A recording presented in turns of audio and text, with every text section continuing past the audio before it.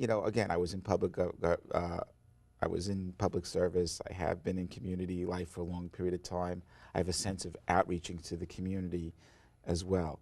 And when you look back to the underlying premise for this plan, if you remember, when congestion pricing was announced back on Earth Day, it was as part of something called Plan NYC.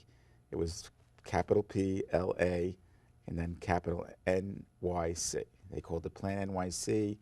Um, 2030, meaning that in the year 2030 we would have all these needs, and the idea is they're planning for it now.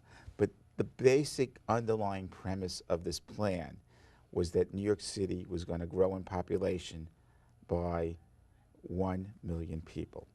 Now, let's think back to those of us who might have been around the 1961 zoning resolution. That was when it was actually adopted. Obviously, it was years in the making.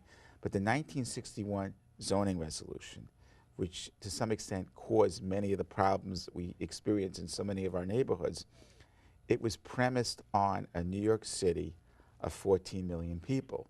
So a lot of the zoning in many neighborhoods, Staten Island perhaps in the worst case, uh, were allowed to develop at a greater extent as of right that actually happened on the ground.